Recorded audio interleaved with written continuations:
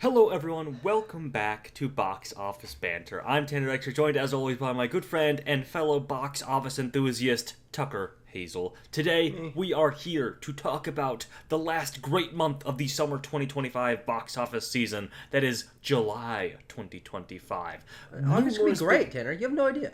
Well, How's Tucker, that? August is always, they call it the dog days of summer for a reason. Right now, Okay, we are and talking... I'm a fucking puppy. What do you want?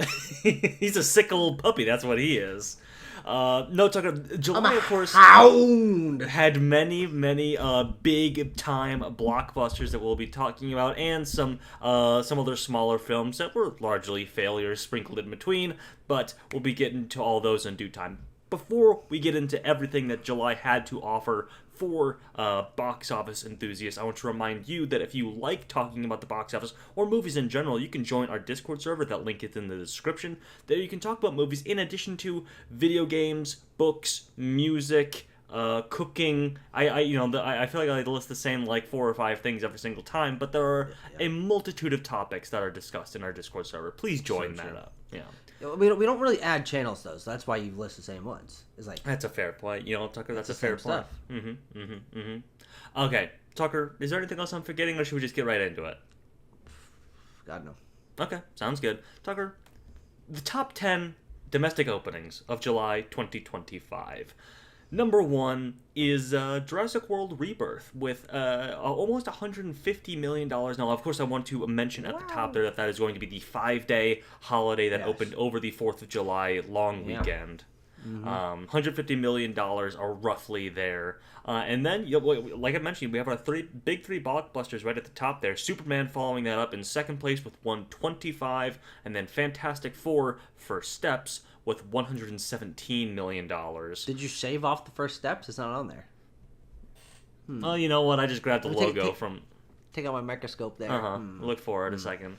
And then... Is that a different movie then? I'm a little bit confused. Yeah, it must be it. I have, of course, talking about the 2005 film, The Fantastic Four, directed by Tim Story. Wait, was it really 2005? I thought it was... I think it's every 10 years on the dot we get a new Fantastic Four universe? Let me check it out. Because my brain was like, well, surely it was 2004. But I think it might have been 2005, actually. Fantastic Four, the film series, the first film came out, in 2005. Oh, okay, wow. 05. Get ready, 2035. It's almost as if, Tucker, the one that came out in 2015 was meant to appease some sort of contractual thing where they almost lost the rights, and they have to do it every 10 years. As did many late aughts and early 2010s superhero movies. Oh God, rights, make a movie, someone please. Anyway, you shave off about $105 million off Fantastic Four. That's when you drop down to the domestic debut of I Know What You Did Last Summer at $12 million, and then Smurfs at $11 million. Yeah, very close there at the bottom, and pretty close at the top, especially if you take the 3-day for Jurassic World Rebirth. But obviously, a very stratified month. There were movies people cared about from franchises that they knew, and then there was, in the top 5, it's also franchises that people know about from franchises that they love. So then there's actually the new stuff there in the bottom of the top 10 together at number 6 from Neon. And Eddington, the new Ari Aster movie, at number 7. Oh Hi at number 8. The Home, which I've never heard of that. That's a Pete Davidson is in a Tucker. Pete Davidson, it goes to a nursing home, but that nursing home is kind of fucked up and scary. Home, what? It's like a horror movie? Yeah. Oh really? Yeah. Pete Davidson's horror movie. Very interesting. And the re-release of This Is Spinal Tap for the, somethingth anniversary, probably. I think they did a joke like it's the 41st anniversary or whatever, because these go to 11, etc. It's pretty good. Okay, Spinal Tap. And of course the sequel comes out in September. It does, yeah. That's something that has received very little marketing. Yeah. I only found out about that like a week ago. I'm like, really? Really? What do you... Huh. Really? But let's look at what we thought were in the top 5. And Tanner Dykstra, congratulations. Are very similar top 5s. I put Smurfs above I Know What You Did Last Summer, but you believed in the horror heart of the cards, and it got you, I think, 2 months in a row, a perfect top 5. Here we go. But also very close. Of course.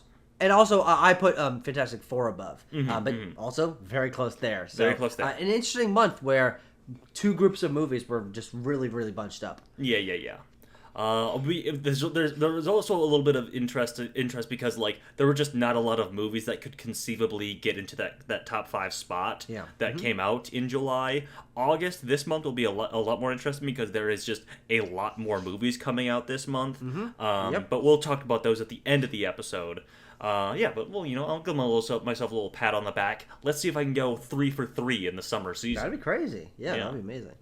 Right. But taking a look at the scores, how people liked these movies, at the top, and I would tend to agree, people really loved the latest from DC Studios and the Marvel Cinematic Universe with both Superman and Fantastic Four First Steps at an A-, which is good. I mean, it's on the lower end of the A's, but like, okay, especially compared to everything else that came out this month, like those are at the top. Definitely. And then you had some other films. Your kids movie affair is going to always get like a fairly high sort of cinema score response. Just because like. Do you think people are like just don't want to be harsh to it? It's like it's a kids movie. I think it's just a matter of who's actually going to go see those. Sure. Like. Families are going to be like, it's fine. Like, my kids sat down and shut up for an hour and a half, so who cares? My kids sit down and shat themselves. They might be doing that in Smurfs. And then Jurassic World Rebirth got a B. Certainly a tepid response for, this very beloved franchise that hasn't been super beloved in, the modern, in the 21st century. But also, everyone just continues to go see them. Yeah, even though there hasn't been a good one. This is the first B cinema score for a Jurassic movie this century. Yeah. The other 3, Dominion, Fallen Kingdom, and Jurassic World, all had differing A's. Jurassic really? World had an A, Dominion had an A-, and Fallen Kingdom had an A-. I guess I should recognize, that people don't have taste. I would say Rebirth, Dominion, and Fall Kingdom. They're all kind of like just a big slurry in my mind. Yeah. I don't know, man. But it is interesting that from an A-, which was the lowest, down to a B is a pretty big jump. And so it is. I do think that a big chunk of that might be the fact that this was a new cast of characters for whatever amount of nostalgia that the Owen Grady era had. You have a consistent people don't really care about series. Zara. Or is it Zora? Zora Bliss is Zori Bliss is a Star Wars character. Oh shit! It might be Zara. And then something. The Halloween guy. Loomis. Yes. Oh, you're right. That's that's Jonathan Bailey. Yeah. Dr. Loomis. And others. Okay, Tucker. We also have a grouping of C pluses. I was like, is this the first time we've had this many C plus cinema score wide release films on here? I mean, I know what you did last summer. Eddington and Together all got a C plus cinema score. I was surprised to see Together get that score. I mean, I know what you did last summer obviously kind of stinks, and then Eddington is very divisive, obviously. But I thought, generally, I thought people liked Together, but I don't know what people thought maybe they were getting them signing up for going into that, or did they not like the jokiness of it, or was too body horror? I'm not really sure what the deal was there. we'll get to Together at the end of our slides, but it is important to note that the even the fans Rotten Tomatoes is at 76 and 90% for the critics Rotten Tomatoes. And what's interesting about this group of C pluses is that on our Rotten Tomatometer down here. They're very, very spread out. I know you did last summer is a squarely in the Rotten. Eddington is fresh and then certified fresh for Together. Yeah. So it just goes to show you that the cinema score has absolutely zero correlation between cinema score and Rotten Tomatoes, but also whether that's a critics or audience. Like, it's not like the audience is the true voice and they gave it a C plus. They also seem to like it on Rotten Tomatoes. So it's just different sources, I guess. And horror movies do tend to get low cinema scores regardless. But for a movie that's as seemingly widely beloved on a quality level as Together is, it is surprising to see it get one of the lowest cinema scores of the month. Yeah. I guess we are just maybe used to getting your prestige horror films in the last couple of years where we're like, hey, that got a pretty high cinema score for a horror movie, and then a movie doesn't get a high cinema score for a horror movie. It was like, wait, what's going on here? This one was good. Yeah. Yeah. So technically, that's the norm. Yeah, I guess so.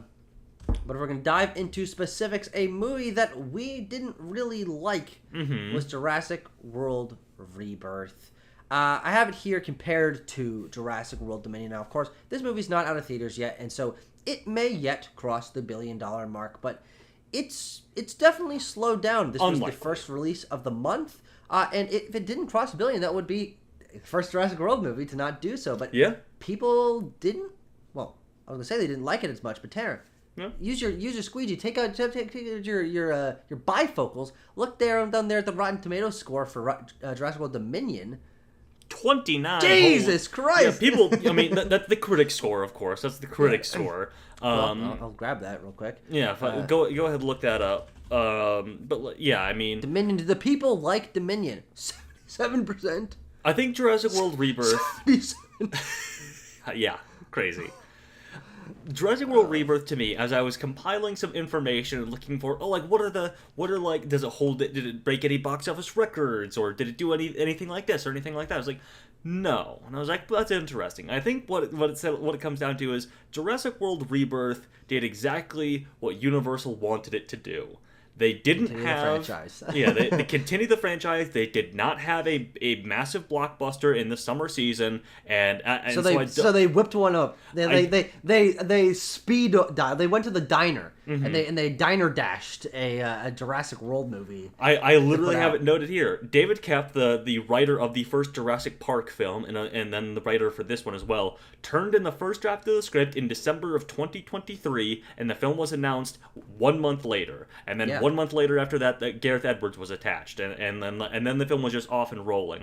This was a really speedy process to get this Jurassic World movie in theaters. Basically, a year and a half from the script being turned in to the film being released in theaters. Yeah, which is especially unusual for something that's a massive franchise movie. Usually, these are things that you got to get a lot of eyes past it. You got to give it a lot of script passes, which, frankly, I think this movie kind of needed. I think that's probably its biggest issue. The actor caliber isn't the issue. And, frankly, Gareth Edwards, I think, is a better director than the project that was turned in with Jurassic World Rebirth. And so I would blame the speediness of the production, particularly on David Koepp's script not getting enough passes to really hone it in. I mean, was there ever going to be a good script there with the premise that is fine but not remarkable? I don't know, but I think this movie had a scripting issue. You can tell that from production of just going straight into oh, who cares? It's got dinosaurs. Yeah, here's some characters. Are you doing military or family on the island? Who cares? Do both. Yeah.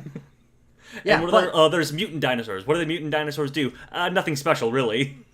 It is important to note, though, that while this will likely be the lowest grossing of the Jurassic World movies, and be the first to not break $1 billion, this movie costs significantly less than Jurassic World Dominion. Where does that really come from, you think? I mean, I don't think the CGI looks any better or worse. There seems to be just as many dinosaurs. Budget of cast, a much bigger cast than Dominion that may be charging more. I don't know. Scarlett Johansson's one of the highest paid actors, so... Yeah, and then Chris Pratt's probably also up there.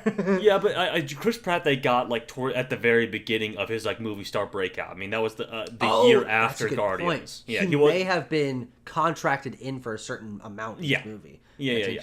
I think it's also just back to the thing of this production was very quick. They were not going back and doing reshoots on this or anything like that, or doing re-edits or a whole lot else. Sure. This is just something that was in and out. We're not going to really futz around in the process with this. We were just rolling right ahead. And of course, I even saw some things that previs was already being done around the time that Koepp was turning in his script or whatever. So the visual effects for these kind of things have remained at a steady sort of price point and effort point, I think. Yeah. This is not okay, guys, we're cracking into this thing in 2015. We need to make a new Jurassic World movie with the highest grade of really overhauling what the dinosaurs look like from the previous 3 movies or whatever. Yeah. Well, I bring up that budget point, which wait, hold on. I think this is wrong. $265 million for Jurassic World Dominion. Oh, I see. Down to $185, so massive jump there. Fallen Kingdom Fallen Kingdom touched $432 million. Is that fucking real? Are you joshing me? You Those pulling my volcanoes, chain? Tucker. Those volcanoes cost a lot of money. You pulling my fucking chain? On the high end, $465 million for Fallen Kingdom. Holy Jesus! But my point being, this movie was, for what it is, reasonably, responsibly budgeted at only, quote unquote, $180 million. And the annoying part about this is, yes, this is lower. Yes, it seems to be not well received, lowest cinema score of all these movies, recent movies. But Tara, they made so much fucking money on this movie, and this doesn't give them any reason to want to repair this system that they have that I think is pretty flawed. But it seems like if they do another one of these in a quick turnaround in 3 years, they'll make another close to $1 billion. And even if they make it for 200, a little bit more than this, that's still 4 times your investment, and that is more than you can ask for. And so I think that we're probably just going to see this continue, and this is one of the most stagnant franchises, period. I mean, there hasn't been a beloved one since the first movie. Everything else has been controversial at best. And so it's just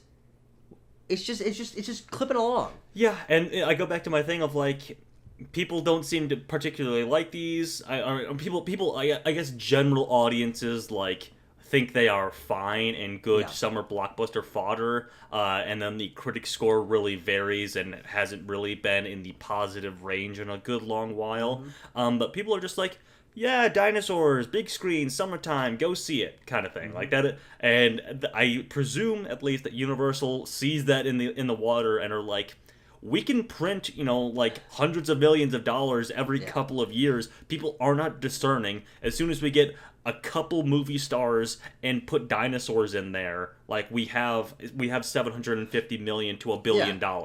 And of course, the evergreen childhood interest in dinosaurs is not going away, and that's another reason why. Because these are really the only dinosaur movies. No, you keep them coming out in theaters, and you can just dominate the dinosaur cultural narrative of what media is doing to portray dinosaurs, and that then falls very nicely into every single possible kind of merchandising you can imagine. They even made a fucking dumb little dinosaur character that you can make plushies out of for this one.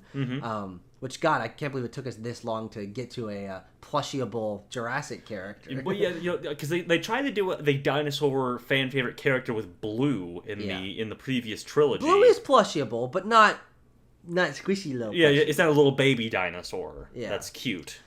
Blue makes for a decent medium-sized action figure. Yeah, and that's definitely what they were going for. Arms and jaw. Yeah. That's exactly what they were going for. Yeah, what not great. Not a great movie. Not great performance, but very profitable as a box office show. We do have to admit that. Yeah. And even if we're not happy with the movie. I also want to mention that this is one of the biggest international breakouts. I'd say, just generally for audiences and as a note for ourselves, Tucker, keep an eye on the domestic international split for a lot of these movies. This is one of the biggest international hits of 2025. Just looking right coming now, from the U.S. There have been some big international films that are big. Yeah, because looking at the worldwide box office right now, Ninja 2 is still number 1, but then it's Lilo and Stitch, Minecraft movie, and Jurassic World are the sort of top 4 there. So yeah, this is one of the big ones. This is one of the big ones. It's the highest grossing 2025 Hollywood film in China also. So yeah, that it's one of the few that has broken through in that sort of sticky wicket of a territory in recent years. Yeah.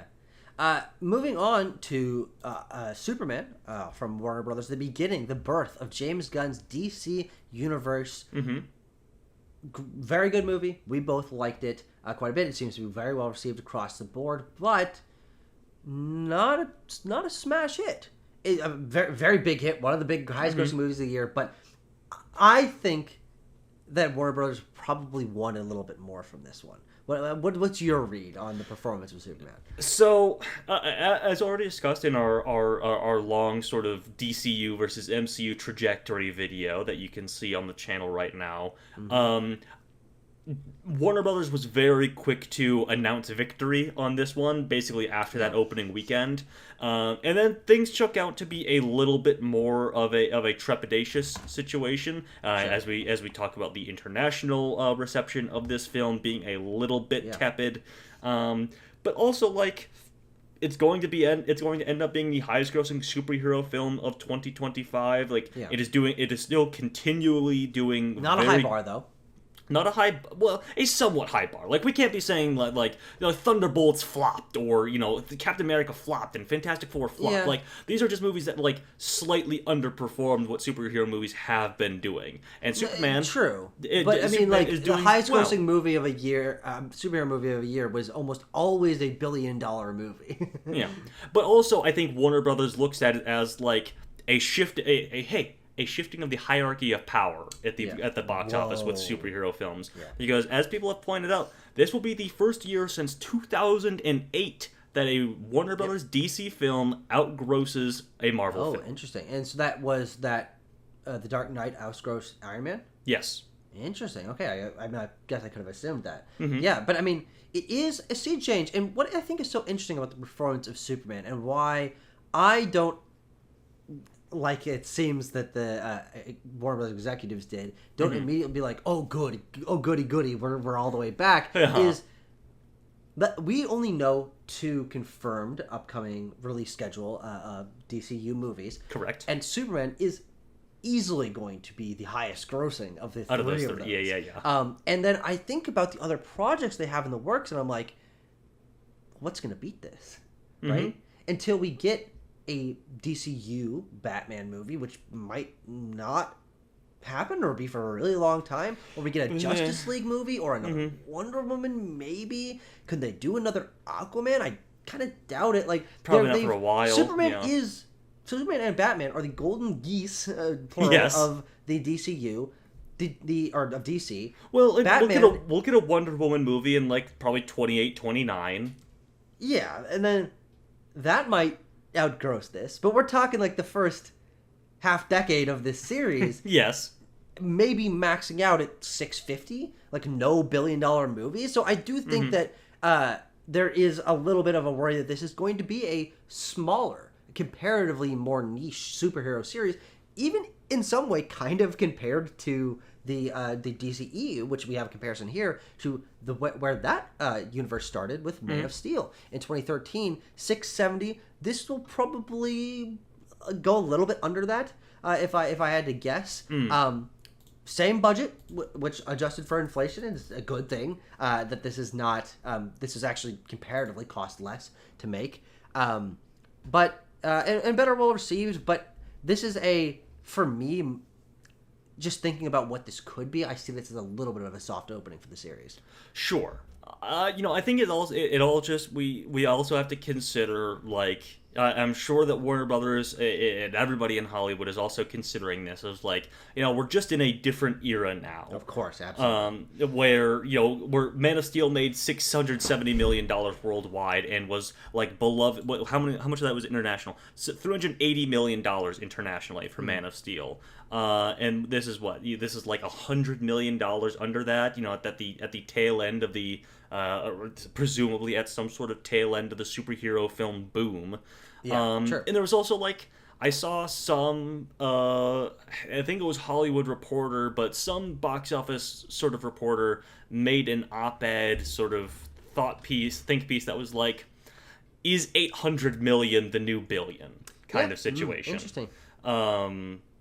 With everything that we have been talking about and will continue to talk about in this box office show of, like, China is now unpredictable. General audiences have sort of stagnated in their movie going and are more hard to predict, etc., etc. I don't think it's a bad thing or unearned for Warner Brothers to take the W on this one. Is kind of what I will say. Yeah, because it also is a profitable movie. Yes. And it also, as we mentioned with Jurassic, is a very franchisable movie and very merchandisable movie. And it is the start of something new, and people maybe aren't particularly used to it. And there is sort of this safety that we see with a lot of other series relying on throwback characters and actors, and Superman being a James Gunn totally fresh adaptation is actually a pretty bold reinvention of the character, especially as we knew the character in the cinematic form for almost a decade. And so I do see a little bit of risk there. It's a riskier take on the character than what we see most superhero movies do. And so I do respect it for that. And it is, at the end of the day, it's a profitable movie. It's nowhere near as profitable as Jurassic was. But you can't sneeze too hard at it. Yeah. And I think, of course, we also are looking at the total number at the top there. But as I noted down here, it's only $10 million, lagging $10 million behind, passing BVS as the highest-grossing film starring Superman, domestically speaking. Oh, interesting. Okay. This is a really big win for Warner Brothers, at least in the U.S. At the U.S. box office. Sure. Like they had like a huge cultural win with this. Everyone was talking about it for at least a week, 2 weeks. Like everyone was, this was making headlines, and people on TikTok were in love with this thing. All sorts of things like that. It has been having really great legs at the U.S. box office, falling less than 55% in its second weekend, and I think it also benefited from a film that we'll be talking about in a couple of slides, Fantastic Four, sort of drawing a lot more of the superhero movie hand-wringing with the second weekend fall-off and things like that. Of course, yeah. So, I think generally that, yes, Warner Brothers is fine taking the W on this one. There are issues at the...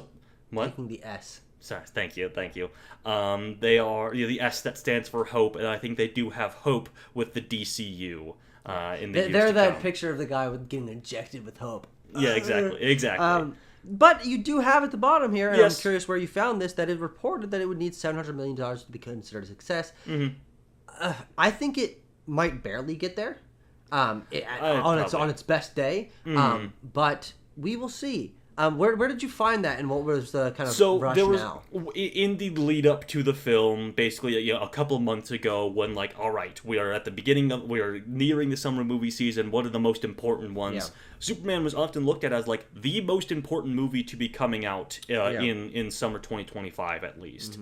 Mm-hmm. What it means for Warner Brothers, who was on a winning streak at that point, but can they really propel this one to a win? And so there was a lot of digging into what the production budget was, etc., that it needed $500 million to break even, and that Warner Brothers executives likely wouldn't be fully considering it a success without $700 million at the worldwide box office. So that was, I believe, that number came from Hollywood Reporter, that $700 million figure. Okay. Well, I don't know what they know, but if it's true, then there's another little question mark on in terms of success barrier for this movie. But also, people like it. I like it. Yeah. It seems like James Gunn's really all in on this, and we don't have to wait a crazy long time to figure out how this franchise progresses with in 1 year Supergirl releasing. So and I'm looking forward to that movie. So let's talk about a movie that is much more plays into the safety that I was talking about earlier of relying on old characters and things. I Know What You Did Last Summer, a legacy sequel in the very definition of the word. Yes.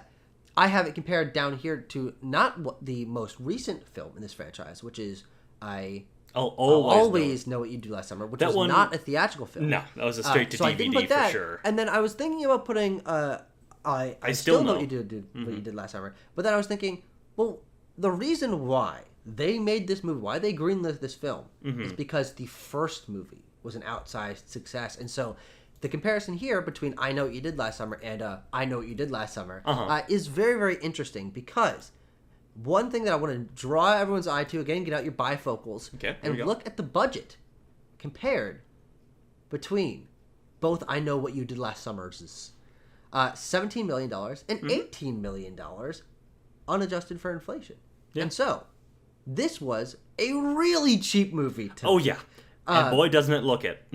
Yeah, I mean, I guess so. I don't know. I don't think it's like poor effects or anything. Well, there is no effects. Essentially. Effectively, there is no effects.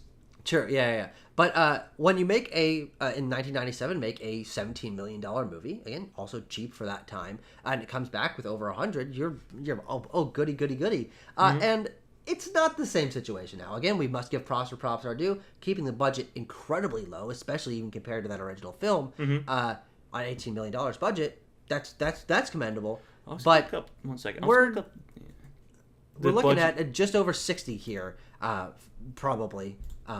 I don't know. I would be surprised if it crosses. I mean, I think this thing is on VOD now, so I don't know. Oh, really? Already? Yeah, I think it might. I mean, how many? What's it been? It's been 3 weeks. Yeah, I think that's sort of the minimum time frame for them to do that. But I was just looking at because honestly, Tucker, you're like, well, the reason this movie got made and the one you're comparing it to, I was like, if we're being real with ourselves here, if we're being honest and truthful, the reason this movie got made is because of a little film called Scream 2022. That's a good point, of course. Which and boy, isn't time a flat circle, because the reason I Know What You Did Last Summer got made is because of Scream 1996, 6, whatever. Scream 2022, by the way, had a $24 million budget, and then went on to make, I'm just looking here, $80 million domestic, $137 worldwide. Okay, yeah, pretty good. So, hey, you know what? I Know What You Did Last Summer operating in a very similar circle where it's way worse than Scream and also makes way less money. Yeah, it does. But, again, this is a profitable film. $18 It is a million profitable film. Coming in at 60 is not maybe as big as they hoped. I think the executive mindset looking at this is like, oh God, what horror franchises are there out there that we can get access to? And I Know What You Did Last Summer is a much smaller, especially in the cultural memory, franchise than Scream or Halloween or Nightmare on Elm Street or Child's Play or Saw or yada yada yada. But they gave it a try, and ultimately they made a lot of money on it. Yeah, I guess so. But also, like, it's the lowest grossing of the series at the box office. Like, even I Still Know What You Did Last Summer made more money. That film didn't get an international release. Oh, really? Okay. And also worth pointing out with all of this that, like, you know, international releases can be a little bit sticky, especially with smaller films like this, because the rights can be distributed by a different company overseas. Sure. Is that true with this one? I can look that up, actually. I don't know. It doesn't really matter. But, yeah, fair enough. No, that's a good point to bring up. It is important to note that while I am saying this is a profitable film based on budget compared to total gross, it seems like nobody liked it. And so that's the thing that might hold them back from continuing this as a franchise. Of course, it's not an outsized hit, but received the lowest cinema score of the entire series. And only 43% of people, according to PostTrack, would recommend this film. So that's not very good. And social media impressions were mostly negative. And reach was well under other recent slasher films. So there was an attempt, but the people said, I don't give a fuck, frankly. Yeah. There was also some interesting, like, trends or, like, general complaints that PostTrack, or I guess Relish Mix is the company that tracked the social media impressions. Similar things that people drew out is, like, you know, why this film had negative impressions going into its release was that people just didn't think it looked good. Yeah, there were often many complaints that like looked like a streaming show or streaming movie. Apparently, there was a streaming show of I Know What You Did Last Summer just a couple of years ago. I had no clue about that. But like, was it on fucking Movo? I Know What You Did Last Summer show was yeah. Where was this? It's on Amazon Prime Video. You can watch it on Amazon Prime Video for free. For $3 and free cents. $3 and free cents. Though the show does have a higher Rotten Tomato score than this new film. Well, does this show have any notable performers? No. It's probably just an adaptation. I don't think. Yeah, some names of like fake teens that sound fake. Madison Eisman, Fiona Renee, Ezekiel Goodman. You know, some of these guys, some of these people. Love that cast. Love that cast. Anything else to say about this? Maybe what it signals for kind of what seems to be the bottom of the barrel of reboots of classic horror franchises. I mean, obviously, we will continue to get these kinds of movies, these reboots, these legacy sequels, but like, how much deeper can the well go? Like, I know we're probably on the precipice of like, I know for a fact we're on the precipice of like a new Friday the 13th movie, probably going back to Nightmare on Elm Street as well. Halloween is seemingly wrapped up. The Exorcist is coming. Another version of The Exorcist is coming soon. So yeah, we're obviously operating in these cyclical sort of patterns with horror movies. The slasher genre, though. How deep is it? How deep is the bucket? How deep as well? Yeah, no, it's interesting. I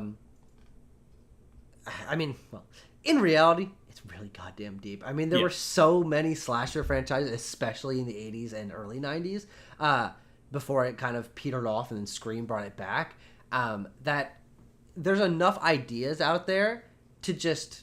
I mean, you're just making a movie where a guy in a mask kills people. So... Yeah, but how many more of them are the kind of, like, worthy of the pomp and circumstance of, like, look, we got the original cast back and things like that? None? I was going to say. I think it kind of is Scream and I Know What You Did Last Summer, ultimately. Yeah. Sure. But then, you know, because I was going to look up, like Hard Eyes. How much money did Hard Eyes make? These original slasher movies coming out as well. That one made $30 million domestic. It basically has made as much money as I Know What You Did Last Summer has made in the U.S. What about Thanksgiving? Thanksgiving, Tucker. That's a great question. Thanksgiving made. Hang on, hold on a tick. Everyone, just hold your horses. Hold on a tick. Hey, know what that one made? $30 million. Total? Domestically. In total? Total made 45. Okay. Hard Eyes and Thanksgiving have not done as well overseas as this film has. I will say that. Yeah. I guess I was going to look up. Hey, Halloween or Thanksgiving obviously is an American holiday, and so it makes sense that that's.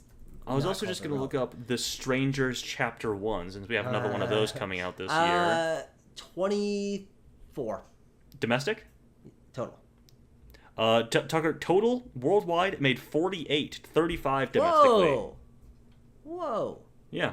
Huh. It seems like there's a very steady number for the amount of money that these make in at the domestic box office, unless you're a Scream movie, that is. Yeah, sure. Though also, or Halloween. I'm sure if you look at the budgets, I think all these movies are probably similarly budgeted. Oh yeah, absolutely. Okay. Tucker, are we sort of just circling the wagons so we can avoid talking about Smurfs? Is that what we're doing? Yeah. I mean, let's just rip off the Band-Aid. Yeah. There was a new Smurfs movie this year, and it has made $90 million total so far. And in just a little bit over 2 weeks. It's a movie. It has a 21% on Rotten Tomatoes. It's got a B+ cinema score, 4.3 on IMDb. Hey, would you believe it if this movie apparently isn't very good? Hey, we didn't see it. We have the class little NA down there for our combined score of this one. What's fascinating to me about Smurfs, just titled Smurfs this time around, is that, and I noted it here, this is the third attempt to reboot the Smurfs IP in 15 years. It's the fourth theatrically released Smurfs film in that same period of time. There were, of course, as we all remember, 2 films that were the live-action sort of mix that starred Neil Patrick Harris and everything like that. We all remember that the sequel to that one coming out. But then there was also Smurfs: The Lost Village in 2017. This new film in 2025 is the lowest-grossing and lowest cinema score of the series yet. Yeah. No, well, so it's interesting that you put there that's the third attempt to reboot Smurfs in 15 years. That's not great numbers. What it means is there's just not longevity to a lot of these things, and they feel like they need to take a fresh stab at it each of these times. But also, we're not looking at a much bigger window where Superman's been rebooted 3 times, and Fantastic Four has been rebooted 3 times, point. and Spider-Man has been rebooted 3 times, and At least that one you can say 25 years, 20 to 25 for Spider-Man, years. 20, 25. This Smurfs, the first Smurfs movie, actually, as I learned, the first time they were ever on screen theatrically with that Neil Patrick Harris was 2011. And then it was 2013, 2017, and now 2025. Well, I would say good on you, but I don't believe that. So Yeah, fair enough. But yeah, it's interesting that this IP just seems to have not a particularly large amount of relevance. This is, of course, it's not done with its theatrical window, but so far this is the only movie we've not talked about so far that's profitable. Though it is also important to note that once again, and actually this has been true for all the other 3 movies we talked about, this is a lower budgeted film than the one that preceded it. So we're actually seeing this interesting downward slide of contracting budgets a little bit, which is the exact opposite that, especially in 23 and 22, where we're seeing movies just balloon in their budgets. Even unadjusted for inflation, this movie cost less. I didn't know it did last summer cost less. Superman cost less. Jurassic cost less. That's an interesting trend that I haven't really heard people talk about. Yeah, I guess so. But also, I mean, hey, I don't think I'm gonna ruffle any feathers when I say the animation on this one looked like trash, if I may be so bold. At least from what I have seen, like Who's the studio? Oh, this is fucking probably Schmunkhead Studios. Who is this? This is Paramount Animation. Oh, that's what I was gonna say. What are the recent films? Released films. Here we go. Transformers 1. Oh, hey. Under the Boardwalk. Oh. Rumble. Oh. Sherlock Gnomes. Oh. Wonder Park. Uh-huh. Monster Truck. Oh, so they make those fake movies. That's what they make those fake movies. Uh-huh. To their credit, Transformers 1 and Smurfs are much realer movies than Under the Boardwalk and Rumble and Wonder Park. Yes, they really just put more effort into them because they are IP that Paramount owns. In production at here we go. In production at here at Paramount Animation. Here we go. A Mighty Mouse film. Oh. Untitled Spice Girls film. Sure. Untitled Trevor Noah animated film. Of course. Spice Girls and Trevor Noah. Strike while the iron's hot on those ones, I say. Muttnik. Huh? Drops. What'd you call me? Real Pigeons Fight Crime. And then, of course, I Eat Poop, a Dung Beetle story. Hey, Tucker, maybe there's a reason they've tried to reboot Smurfs 3 times in the last 15 years. I Eat Poop, a Dung Beetle story, was announced last month.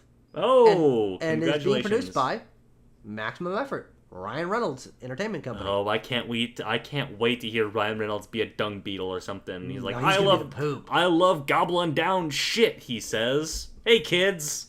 And hey, if I've seen your recent film output, Ryan, I know that's true. That's true. Oh, hey, Tucker, but did you know that in Smurfs that Rihanna was Smurfette? I did know that. Yeah. Oh, really? Interesting. Well, she made sure that her $420 million, or 420, God, I'm so used to saying dollar after million, 420 million social media followers knew that. They tried to like leverage those as a means to sort of bump up the profile of this film. I'm not so sure if there is a Venn diagram crossover of people who follow Rihanna on social media and people who are going to go see Smurfs 2025. I don't know how much crossover there is there. I agree with you. No, it's not a bad idea to do that. So, but yeah, I know it's interesting that even someone with that general cultural cachet. Now I'm outside of the music world, so I don't know how her relevance has grown or waned over the last since the last reboot. But yeah, it's interesting to have her involved, and that just seems to not really make much of an impact. On the popularity of the film. 21% on Rotten Tomatoes, Tanner. That's really goddamn bad. It's really low, though I do want to point down here, I got post-track stuff for a lot of the movies that we're going to be talking about following here. Cool. 59% of that opening weekend audience was kids with their parents. Most of those kids were young girls, 61% they found, which I guess makes sense because they really sort of pitched Smurfette as the main character of this one. Obviously with the big casting of Rihanna in that role as well. Kids under 12. Not to say though that the rest of the cast is any slouch. I mean, this is a stacked fucking cast. It is. Just anybody who'll do anything, kind of. Yes. Kids under 12 did a real Legend of Hank situation. Were yes. we're about we're 80% positive on this, and maybe they should be replacing the critic score on Rotten Tomatoes for this. And maybe they should be euthanized. That's not what I'm not going to say that. That's what I said though. But also only 44% of them said that it was like a must-see recommend to their friends or whatever. Yeah, that's interesting. Yeah. That difference is, I don't know. Pretty stark. Yeah. No, that's actually, that is, now I'm thinking about like how often I go to a movie and how often I come out of it. I like most movies I see. Mm-hmm. And interestingly enough, this year I think has been very, very consistent for me personally. But I think there's probably only been maybe 2 or 3 movies they saw this year that I'm like, no, people should definitely go see this. Otherwise, like, yeah, I mean, no, I liked it, but like, if, you really have to be into X to Sure. understand or enjoy Sure. it. Yeah, I just like movies, man. I'm really saying my favorite one. I like just the movie. The magic of movies is really pumping through my veins. Yeah. But not many people share that. That's fair enough. Okay, Tucker. Moving on. The magic of movies were flowing through people who did not go to see Eddington, I suppose, in theaters. No. On a budget of $25 million, this film has grossed 10.5 so far. It is, it really draws into question. It draws into question for me, and I really like this movie. I like all of Ari Aster's movies, so let that be known. I think he should continue to get budgets from A24 to make them.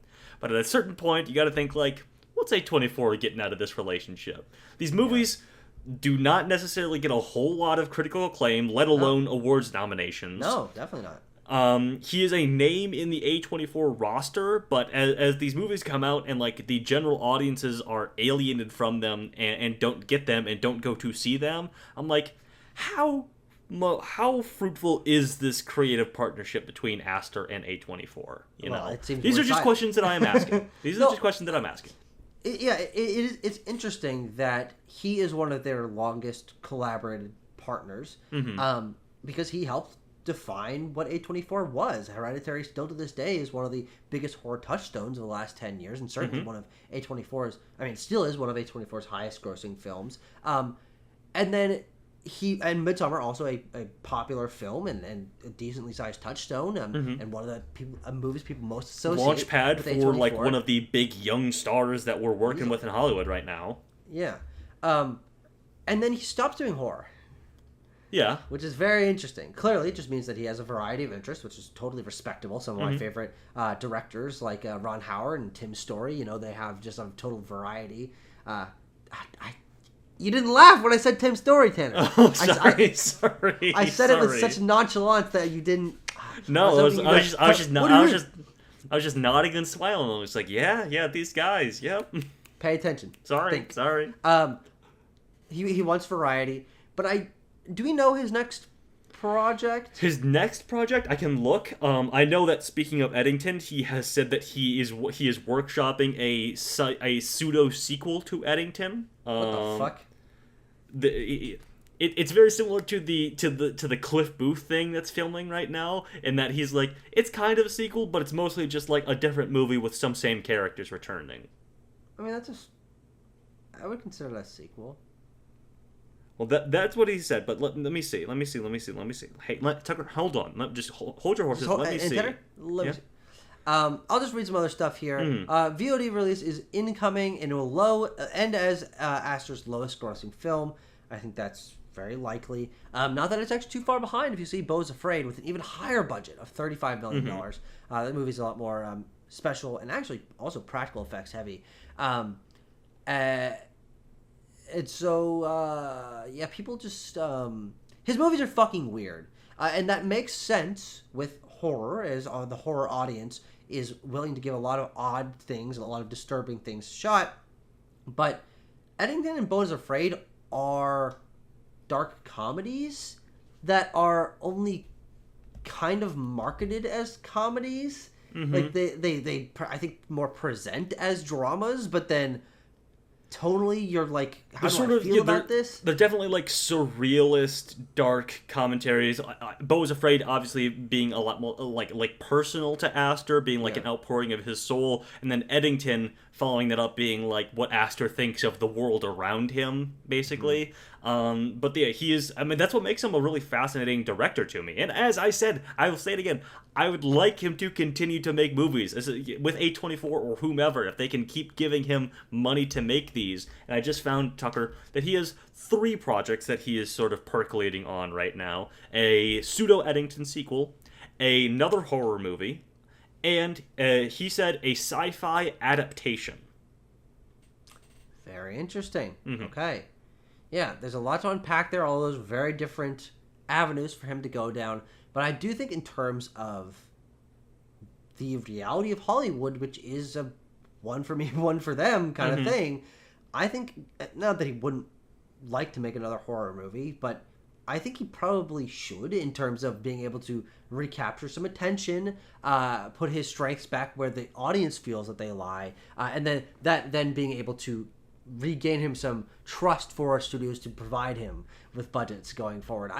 In my mind, that's the most likely next step is get another big horror movie under your belt. Yeah, I can definitely see that as a next move for him. But also he's like moving into producing and things like that. Okay. He's like producing Begonia coming out later this year. He's a producer on it, I guess I should say. But yeah, he's just in a really interesting spot. And I also wanted to mention because I recently found this out in doing some cinema score research on his movies. This and Midsommar, Eddington and Midsommar both had a C+ cinema score, which is the highest that he received. Of course, Beau Was Afraid did not receive a cinema score, but Hereditary had a D+ cinema score. That's so which funny. is crazy to me because I don't know. Listen, maybe not for like Joe Schmo who maybe saw Hereditary like on streaming or whatever, or maybe in theaters more accurately, but like. Hereditary now has a reputation of like, yeah, man, like one of the defining horror movies of the 2010s. Everyone loved it. Yeah, like, and I was just like, a D+? That's crazy. The very interesting thing to think about is that is kind of the movie that establishes what we think of as like the modern art house horror film. Yeah. Neon A24. It was like a torchbearer of the prestige horror movement. You know, it was in that like mid 2010s with like The Witch, Get Out, and Hereditary are kind of the big three that I think you can point to. And also those directors are still like top of mind when someone thinks about filmmaking. Yeah. Though interesting to note, Astor's the only one of those 3 not still making horror movies. True. Jordan Peele, known still for his horror films, and same with Robert Eggers. He's stuck in that, not stuck, but he has stuck to that lane. Yes. Which is interesting, and those other directors have maintained much larger, especially financial and box office relevance with their films. I believe. Was Nosferatu the highest grossing Eggers film? I think so. Yeah, for sure. And then Nope is not the highest grossing Peele film, but like his 3 films have all been successes. And made a lot more money than $10 million, let me tell you that. That's right. Though it's also interesting to note that though was Get Out an A24? No, Get Out was a Blumhouse movie. Yes. But Blumhouse and A24, much smaller studios, Peele and Eggers graduated from their indie roots with indie studios to like Paramount and Warner Brothers. yeah. Well, Eggers, Nosferatu was Focus, and I think was Northman. I want to say. I don't remember, but yeah. But obviously he started out with A24 and The Witch and things like that. Yeah. And now like Peele has a creative partnership with Universal. Yeah. So Universal, you're right. Yeah. You're right. Anyway, they still have that fucking Nope ride at the Universal thing. Is there a Nope ride? Tour? No, it's like a tour or whatever. It's like the you can you can take like a tour of Jupiter's Landing or something. Jupiter's Claim, Jupiter's Claim, something like that. Something like that. Yeah. But we digress. Yes. Unfortunately, Eddington is. While we think it's a good movie, very interesting philosophically and politically, that's not what people want right now. 2 points though I thought were very interesting regarding like what people think of this movie, regardless if the general audiences want to go see it. it had very negative reviews coming out of the Cannes Film Festival where it premiered. And that really rebounded with, it is fresh on Rotten Tomatoes, 68% on Rotten Tomatoes. Thank the Lord. Has a Letterboxd rating, which is kind of Ari Aster's like bread and butter of people who care about his movies. Yeah, true. I have a Letterboxd rating of 3.4 out of 5. It has a good Letterboxd rating and a fresh Rotten Tomatoes rating. It's very interesting to me. Yeah. And this is what I found the most interesting. Post-track again, polling audiences. People aged 13 to 17 who went to go see Eddington, which, first of all, is Eddington rated R? Has to be, right? Oh, absolutely. Yeah. So, hey, I digress. I snuck into my fair share of movies when I was a young lad too. 2%. Yeah, but Tanner, we were seeing like Sausage Party and Fury, not fucking political COVID. Speak for yourself, comedy. Tucker. I was seeing Mad Max Fury Road and Deadpool. Okay. Tanner, those are in this. Well, those are much better movies. Than the yeah. I haven't seen Fury. Can't speak to that. Anyway. 13 to teens aged 13 to 17 only made up 2% of this opening weekend audience that Post-Track polled, but they also were the highest demographic on the movie. They 80% positive on it. It was very, very interesting. It was like the young people that were in the audience for this, at least, really, really liked it. Yeah, interesting very stuff. Fascinating. Yeah. Unfortunately, those people those age don't go to movies, so also true. Yeah. Okay. Last big blockbuster to talk about here, Tucker, is Fantastic Four: First Steps. On a budget of $200 million, this is, of course, the newest and shiniest from the MCU and Marvel Studios. The last Kevin film, Feige production, Tanner. That's right. The last film we will receive from them until next summer.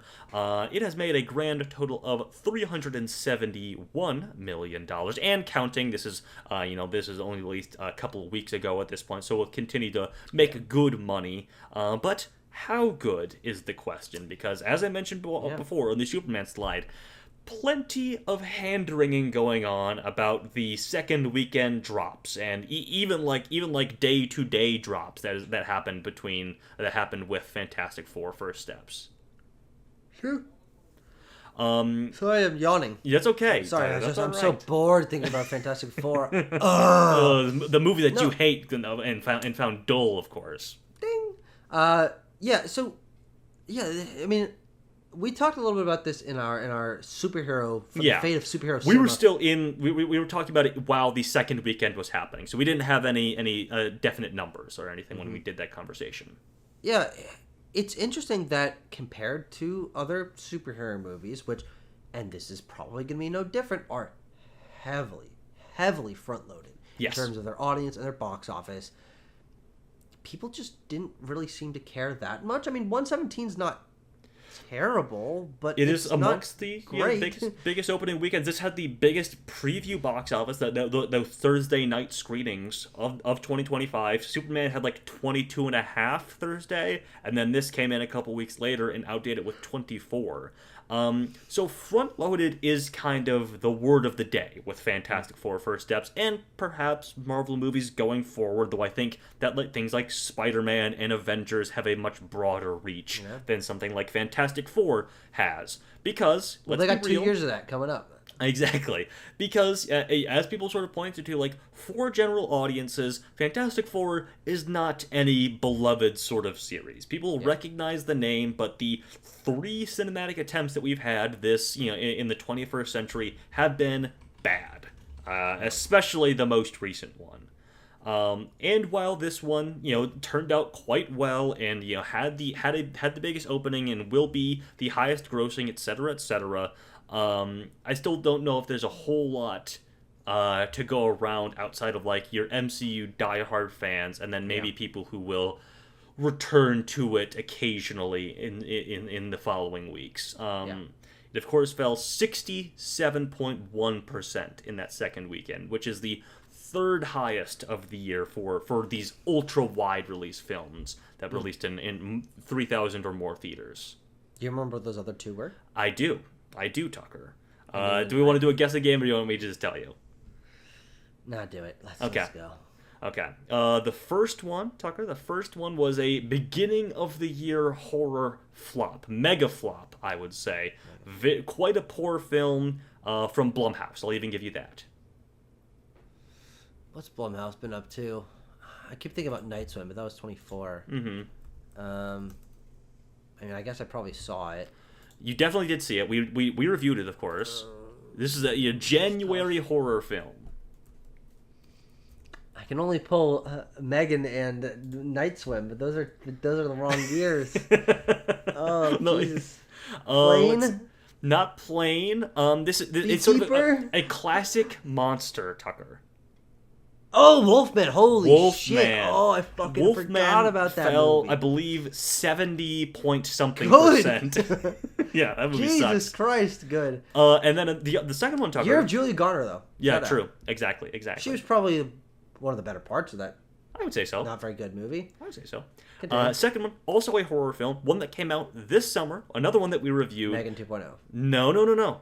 Really? That one. I don't think that one made enough to have a drastic drop off second weekend. Oh, fair enough. This one had a big opening weekend and then proved quite divisive. I think it was kind of odd and weird and had this is gonna give it away. I think a weird ending. Oh, 28 years later. 28 years later is Very the second interesting. biggest. That one had a 67.5% drop off. Very interesting. Very interesting. Now, important to note for those other two movies, very small budgets. Yes. On both of those. We are looking at a full $200 million superhero blockbuster production-wise here. And it's going to double that. It'll be ultimately be theatrically profitable. But I do think that the point that you made earlier about the Fantastic Four not necessarily being as big of a household name is Disney's doing. Because I don't know if you recall, Tanner, but even as the MCU was ramping up and they're able to get successes from characters like Doctor Strange and Iron Man and Ant-Man and Guardians of the Galaxy, that because they did not have the rights to Fantastic Four and X-Men, that they pulled back on making comics about those characters. Yes, you're they right. bumped up the Inhumans, and they Yes. stopped making Fantastic Four comics for a couple of years. And so the relevance of those characters in the comic space was completely diminished in the 2010s. And I do think that their thought process is, and it is succeeding to a certain degree, but is that none of these other attempts, because they weren't good movies, really count as like testing the litmus for like what the audience wants out of these characters. And they made a much better movie than all those three other ones, and this is the highest grossing of those. Yes. movies. So they succeeded in that regard. But I think they might have been thinking people really wanted to see the Fantastic Four as a historical part of the Marvel universe. But as a new corner with like faces that they recognize and like a new sheen and sort of design choice taken to a Marvel film, and that was largely to again a very good opening for the film, but like the legs on it are just really in question, and I think they're bad. yeah, even bad, yes.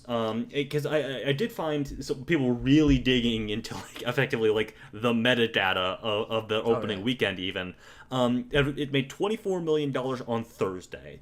It then made $93 million from Friday to Sunday. That rest of that opening weekend, and that is the lowest preview to weekend multiplier that has ever happened with the MCU.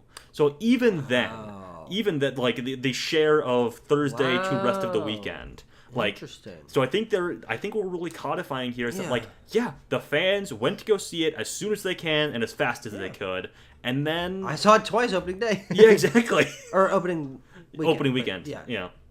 But I think that's sort of exactly the issue is that. How much appeal did this have outside of that? Not a whole lot. And even with the positive scores and things like that, people feeling... General audiences, again, probably just thought, like, it's another Marvel movie. Like, I haven't seen the last couple. Am I going to feel Marvel lost? movie out. It's kind of crazy. Yeah, like, am I going to feel lost kind of thing? Like, they not knowing that, like, no, this takes place in a different universe. That's all Greek to the general audiences. sorry to shut my eyes and cringe for a second there, but I just saw the Fantastic Four of 2015 as a 9% on Rotten Tomatoes. That's pretty good. It's all right. That's is that the lowest Rotten Tomatoes for a superhero movie? Oh, it's probably the top 5 or bottom. Gotta 5, be. right? I mean, unless we're really forgetting some real trash. I think even Morbius is higher than that. Yeah, but I'm just saying, like, is there something like obscure that technically might have that like this Hellboy 2019 count or whatever? Well, it kind of does, but yeah. Whatever. Yeah, that's bad. Yeah. So the thing that I really am curious about, and I will not know the exact answer, but is that in most movie situations, this kind of drastic fall off, even from, as you were mentioning, preview to the weekend, and then weekend 1 to weekend 2, this is a really interesting precipitous drop off that for most movies would signal very poor word of mouth. Yeah. And usually that would be correlated with low cinema score. That is the number one correlator with a bad word of mouth is a low cinema score. Or low Rotten Tomatoes. This movie has neither. No. This movie has a very solid cinema score and actually great Rotten Tomatoes, 91% in terms of the audience rating on Rotten Tomatoes. So what? Like it. I mean, I could not imagine being a Disney or Marvel studio executive right now. What did we do wrong? And we made a good movie that people liked when they went to go see it. We just can't convince people to continue to go see it or see it the second weekend or be more casual people to go see it if they couldn't make it out the debut weekend or whatever. We just can't get people to do that. Yeah. Now, here's an interesting bit of food for thought. Do you think there's a chance that the fact that this movie isn't connected to anything else in the MCU is a detriment to its general audience interest? Because a big part of the appeal of the MCU for the longest time has been, of course, this movie is set up for some of next year's films. It was even part of the post-credits for Thunderbolts in some way. But is references, is Easter eggs, is other characters potentially showing up and things like that. I've already pitched to you my feeling on actually the wide audiences do love the multiverse shit because some of the biggest post-COVID Marvel successes have been multiverse adjacent films. But I would say, maybe, but then I'm like, no, this movie is doing better and opened bigger than Thunderbolts and Captain America did. Yeah, I don't know, man. I don't know.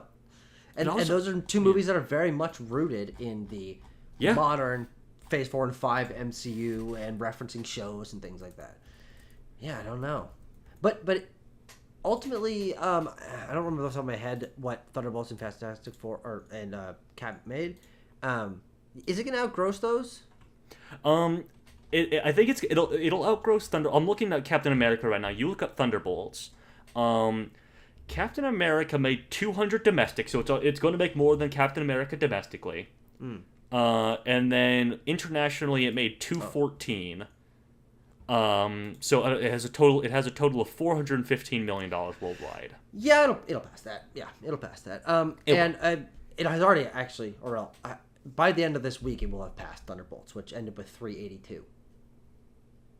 Sure. Yeah. So it's bigger than Thunderbolts already, and over the course of August, we'll probably pass Captain America, but by how much is kind of the question. Those movies are probably going to be a lot closer in worldwide total than anyone would have predicted at the beginning of the year. Absolutely. I mean, we were thinking in our predictions for biggest movies of the year, and now this is still in some ways technically true, but that Captain America and Fantastic Four will be two of the biggest movies of the year.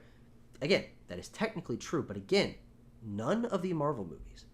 In fact, it's scarily close to 3 Marvel movies releasing in 1 year that barely add up to $1 billion. Yeah. Well, they do add up to over $1 billion usually, but not too far away. When usually you would have a tentpole $1 billion Marvel movie. Yeah. These are 3 of the weakest performing total Marvel movies. Yeah, none of these are going to pass 500 million worldwide. No, God no. Which is that's crazy. Pretty dire. Yeah, and interesting then to look back at Superman, which, as we were saying, felt, especially in comparison to the massive success of superhero movies in the 2010s, like a little bit of suffered launch, it has already made $500 million. Yeah. And so your point about it being the highest grossing of the movie of the year is actually going to be maybe not even close. If it tops or it gets close to 700 and none of the Marvel movies can pass 5, that's a gap. Yeah, that's a really solid gap. It is. It's a very. And here's the thing. Like, and the last thing I'll sort of say on this, because I think it hit all my. Oh, I have one more point that I want to bring up. The family, the post-track family thing at the top there, is that it's sort of like an inverse of what happened. What I thought would happen with Fantastic Four and Superman. I thought the Fantastic Four would be like, yeah, it comes out 2 weeks later and sort of stomps on the legs of Superman, and then has the entire month of August to leg out. It's like, no, like. Superman cut into the legs of Fantastic Four, even having been out for 2 weeks, and Fantastic Four will kind of scrape and sputter throughout the month of August. Yeah, very interesting stuff. Yeah, interesting story there. Yeah. The fun thing I want to mention about these two superhero movies is that I think Superman, not necessarily on a trailer side, because I think both movies actually had very good trailers. Yeah. But I think Superman did much better in the marketing department. I was seeing so much more of the cast and behind the scenes and them doing funny things and being charming together. Now, that isn't to say that there wasn't also plenty of that for Fantastic Four. They were buddying around and doing the press tour and stuff. But Superman, again, credit to Warner Brothers and particularly their marketing department. They've been on a fucking hot streak of some of the best marketing campaigns I've seen. Superman is one of my favorite marketing campaigns. You've seen Corn Sweat with puppies and the thing of them in the on the magazine, like them in the fucking phone booth and stuff. I'm like, God, I love these things. Yeah, you're making me love marketing. No, that stuff is all great, and you're just like, damn, yeah, Fantastic Four in a lot of ways, which I guess I didn't really clock. It was like, yeah, it just ended up playing second fiddle to Superman in a lot of ways. It was like, oh, like look, the cast of Fantastic Four is also doing like cute viral marketing stuff. I was like, yeah, guys, Superman did that like 2 weeks ago. You're coming in a little late to the party here. Well, and also, I'm like, in your mind, you're like, well. Pedro Pascal and Vanessa Kirby especially are the two biggest movie stars out of both these movies combined. But people were talking way more about Rachel Brosnahan and David Corenswet. They absolutely were. Nicholas Hoult. And Nicholas Hoult, yeah. And even Skylar Gisondo. I mean, Skylar Gisondo probably got more conversation, especially online, than Evan Moss Bachrach did. Yeah, definitely. And Julia Garner wasn't really present and Ralph Ineson weren't really present too much in the marketing, whereas a big part of, I think, what made Superman so fun is you had the Lex and Clark dynamic of them like going against each other. Yeah, very, very interesting. Yeah.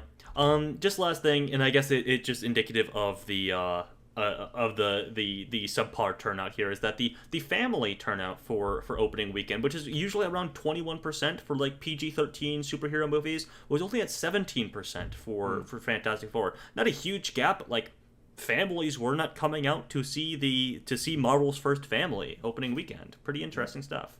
I guess maybe just because, again, is it Superman being like the everyone go see it superhero movie of the year? I think when you see this big of a gap between two very similar and actually very well similar received movies opening in the same time period, that big of a gap just means that people were satisfied, I think, with they had their fun superhero romp. And again, Superman, not even that massive of a hit, especially compared to the top summer movies of past years. Like we're talking usually movies competing for $1 billion, and now we're like, whew, 700 sounds fucking great. Yeah, 700 is a win. Would be a big win. Yeah. Yeah.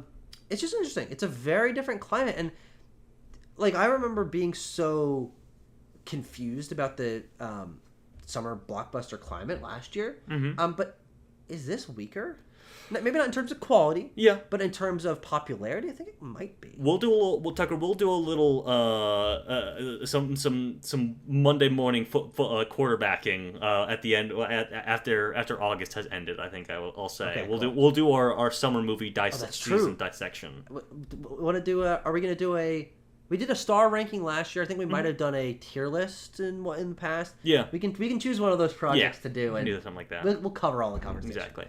All right, last thing we're going to talk about. July 30th saw the release of Together. This is a small body horror relationship movie starring Alison Brie and Dave Franco, coming from director Michael Shanks.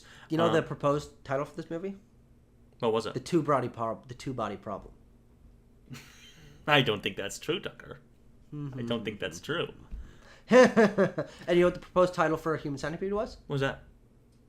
Three body problem. Oh, well, I don't think that's true either. There was already something called that. Okay, Tucker. This had a very rare non-holiday 5-day opening. A bit of a strategy from Neon, I think, at the end of the day. For Valentine's Day. For Valentine's Day.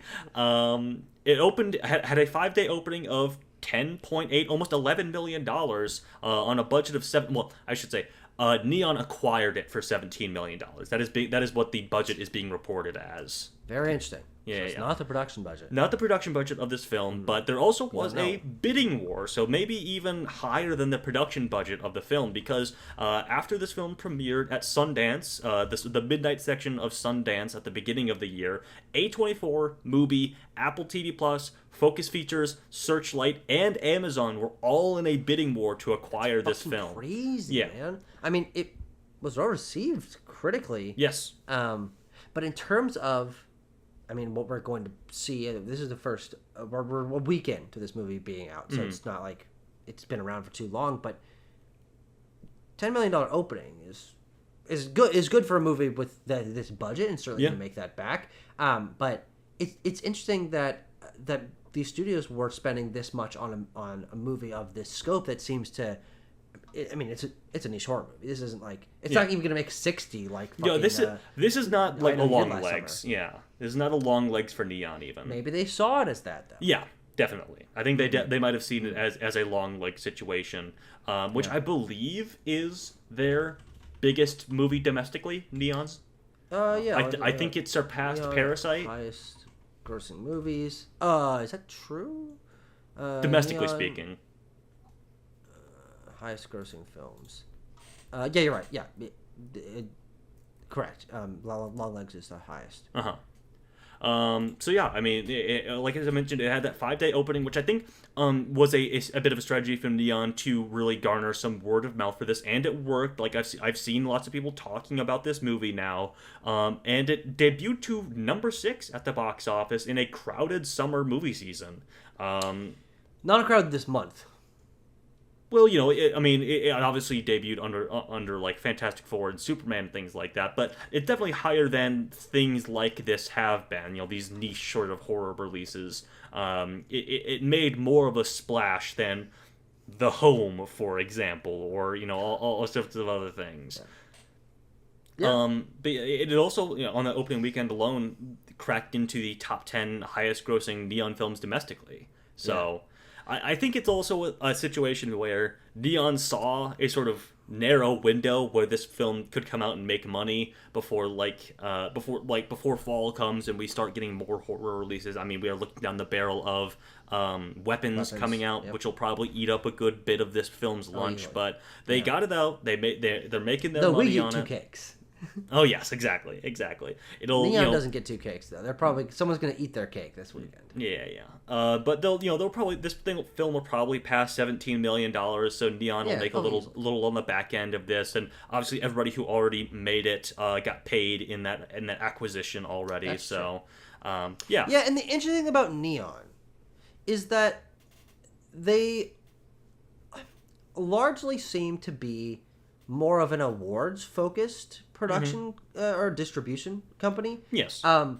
They've been involved in Oscar races every year since 2019. And I don't know if they're going to position this for any kind of awards push. But their movies don't actually make a ton of money.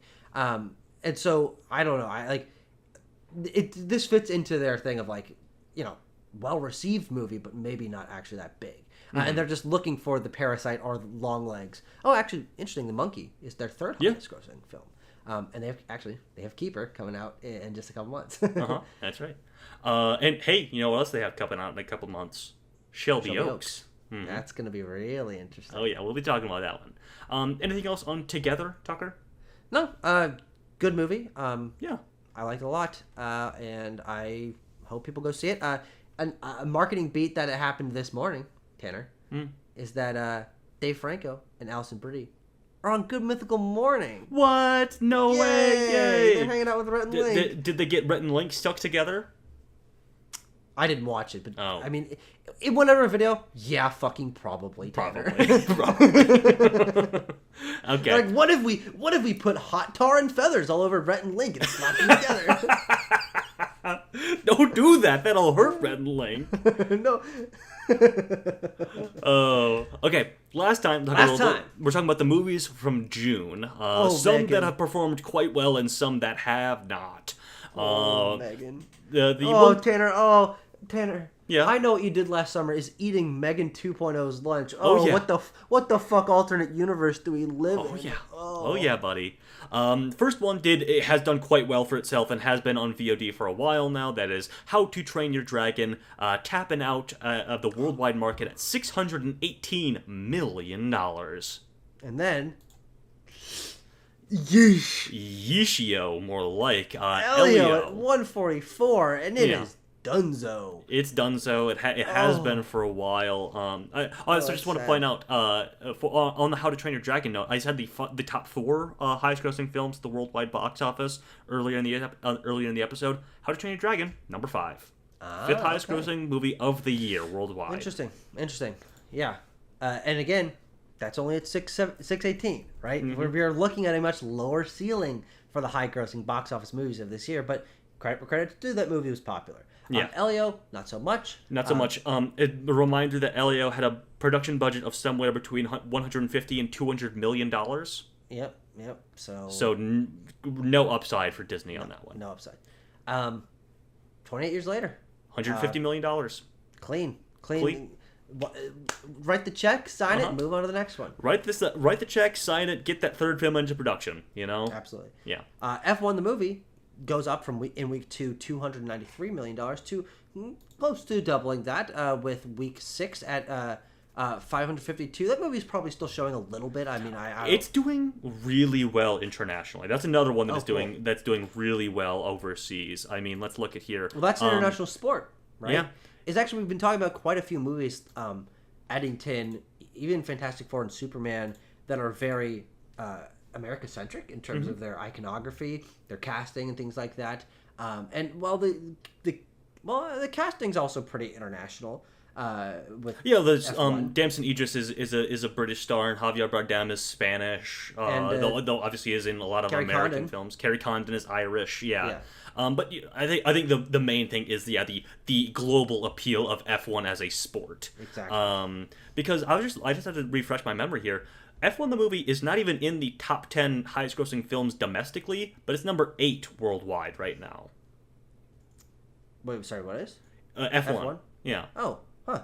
It's at 173, but 174 domestic, and then $375 million internationally, which pushes it to that 550 worldwide. Yeah, it's almost a 2-to-1 split, actually. Yeah, it is a big hit overseas. Yeah, and also one of Apple's first big hits. Yes, I believe exactly. they announced a sequel. I'm not talking about that last time, but and then Megan, we talked about it a little bit earlier. Just fucking. I mean, honestly, Tanner, for me, this is the flop story of the year. The biggest faceplant ever. I can't fucking believe Uh-huh. how small this movie is. It isn't even like Fantastic Four, where good opening, but Yeah. oh my gosh, it didn't hold. No one fucking cared at all from the very beginning, and it just tanked straight into the floor. Like, usually 30 million to, I mean, 9 million would be a terrible hold weekend too, but that's the rest of its run. Yeah, that's 4 weeks. That's 4 weeks. It made $9 million worldwide, by the way. That's so bad. That's so fucking bad. Oh my god. Yeah. Well, good luck to Jason Blum. Yeah. Luckily they got a Blumhouse Games that they send me some emails sometimes. Oh, sure. So, That's nice of them. Megan video game? No. I mean, they download it quickly. Yeah, but it's I think I asked this last time we talked about Megan Tucker, but we'll get your 1 month later thoughts. Will we ever see Megan again? Yeah, I think so. You think so? Oh, yeah. That's right. You mentioned that they think they'll do a back to basics kind of thing. I think you can play into it, and I think that there's enough. I think there's enough fan for fanfare for that first movie and the character in the larger sense. But they didn't translate to the second. But No, yes, did not. I do think eventually. Hey, and Tanner, look at this. if we're getting a I Know You Did Last Summer sequel, yeah, fair enough. But that movie made money. Megan 2.0 did not. Megan did, and that's the key. Is a franchise only has to have one massively successful film in it to make it worth continuing to revisit. Yeah, going back to the well. Yeah, you're right. Tucker, this month versus month is pretty damn good. I don't know how long it's been since we had an over a 7 average for a month that we've been talking about. Usually we're operating in that six range. As you can see, 2024 and 2023 both were there. But now I will say, I'm doing a lot of heavy lifting here. If the scores for specifically Fantastic Four and I Know What You Did Last Summer didn't have your scores or didn't have my scores on it, this would be a way lower month. we probably get a couple more yellows on there, a deeper red, I suppose. Oh, that's actually interesting. If the movie is under a 3, should I get a dark red? Maybe. Oh, we don't get those a whole lot. I can do it for Despicable Me 4 right now. Oh yeah, look at that. Oh no, this looks like a bruise now. Yeah, it's there like we clot. go. It is a real. It's a clot. That's pretty good. But no, yeah, like interesting to compare the. Just like the real summer blockbusters, because July, as I've thought about, is like, yeah, this is when like the real like hunting down the big buck stuff comes out. That is true, especially as of the last couple of years. Yeah. With the outsized success of Barbie and Oppenheimer, I do actually think that, interestingly enough, the new major slot is that last weekend of the summer. It's really becoming that. Yeah. I wonder what's next year. What the last slot of July is Spider-Man. Spider-Man comes out like July 20. Point. Fucking exactly. Is that 24th or the 30th? I forget. Hang on, let me look. That is July 31st. Yep, Spider-Man Brand New Day. Yeah, like at a certain point, Tanner, that's basically an August movie. Yeah. We're encroaching the summer movie season successes onto the August, which is very, very interesting. Yeah. Yeah, I was just looking, because I'm curious, 2027, there's nothing currently dated for that last week of July spot. But anyway, I digress. I'm sure we'll get something. All right, the monthly domestic box office charting that we're doing, 23, 24, and 25 here. 25's lagging behind a little bit. Let's think a little bit. Behind last year, of course. But, I think... Deadpool and Wolverine was way bigger and opened at basically the same time that Fantastic Four did. So, like... and extended into August way more than Fantastic Four will, so probably won't be a whole lot better even with counting the July films into August. It's interesting because we're currently seeing the success of Naked Gun. And I think Frankie Friday will also be a pretty good sized, especially for August, hit. Sure. It'll be interesting then to see, especially how that compares to what I would say are the two big movies of last August. It Ends With Us and Alien Romulus are actually like those are big hits. Those are big hits. And so I think that we're going to continue this below last year trend. Sure. And we will look at what movies might fill that like sleeper August hit slot here soon. But first, let's look at the top 10 highest grossing films of 2025 at the domestic box office. Of course, as I mentioned, F1 getting pushed out by 3 new entrants now. Fantastic Four at the number 7 spot with $200 million. That'll continue to rise, but probably won't pass How to Train Your Dragon at this point. And then there was a little bit of jockeying, and Superman has passed Jurassic World domestically even. Oh, interesting. Yeah. 320 and 318 there. Though, important to remember, it's nowhere close worldwide. Yes, correct. Jurassic World has such a big international split that that movie is way further ahead total than Superman. So Superman will continue to give itself a little room between Jurassic World, and we will probably see this chart stagnate now for a few months. Yeah, true. Yeah, God, what's the next... I keep What's saying the next near $200 million domestic movie? I keep saying it, Tucker, and I keep saying it, is that Disney thinks or perhaps wants it to be Tron Ares, but it probably will not be. No. After that, I mean, Mortal Kombat 2? No. No? Okay. Tanner, I don't know if that movie's gonna make 190 total. Yeah, we can make this. We can play this game a little bit here. Predator Badlands? No. No? Okay. Running Man? That's the first one where I'm considering it, but still no. Okay. Well, I mean, you didn't consider on Predator Badlands. I think Predator Badlands will outgross Running Man, I would say, but I digress. Then let's see here. Well, the actual answer then that is going to be a resounding yes is Wicked for Good. Of course, yeah. So Wicked for Good could will probably be in the top 3. Yeah, definitely.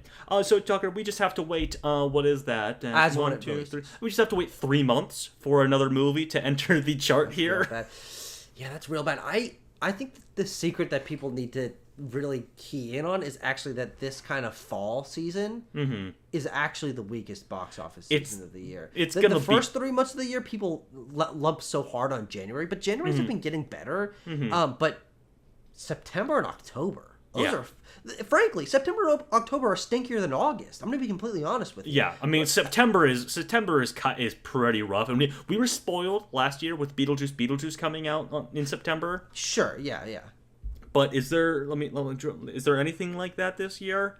Conjuring comes out in September. I mean, it's not going to be on this list, but that'll do fine. It'll do well, because those movies always kind of do well. And then, well, I mean, what the really interesting one for me coming up to see how it performs is One Battle After Another. Is what's the story there? What's the story? There must be an earthquake because my head is shaking. Oh, brother. Nope. Yeah, Conjuring, One Battle After Another, Long Walk, Him. Yeah, September and October. Holy shit. Yeah. That's bad. September looking rough, and then October has a couple blockbuster colored films coming out, like Tron and Mortal Kombat. Yeah. We'll see. But let's close this out by talking about a couple of headlines. Yeah. Congratulations to the Lilo & Stitch live-action remake for becoming the first Hollywood film to pass $1 billion in 2025. Of course, you stipulate Hollywood because Ne-Zha 2... made $2 billion, right? Oh, I will say, maybe we should have mentioned the first time that Ne-Zha 2 came up, that this month, in a couple of weeks, Ne-Zha 2 is getting re-released in the United States, in theaters, with an English dub. So even if you are subtitle allergic, I will say, first of all, fix your heart. Second of all, if you really do want to see the film with an English dub, that is, you can go to see it in theaters in a couple of weeks. Yeah. I never saw it. Yeah, me neither. I think I might... Oh, you never saw Ne-Zha? No. You did? No. You watched the first one? No. Oh. I need to watch the first and second one. So, but okay. This is the thing I'm trying. trying. Are we going to review Ne-Zha 2?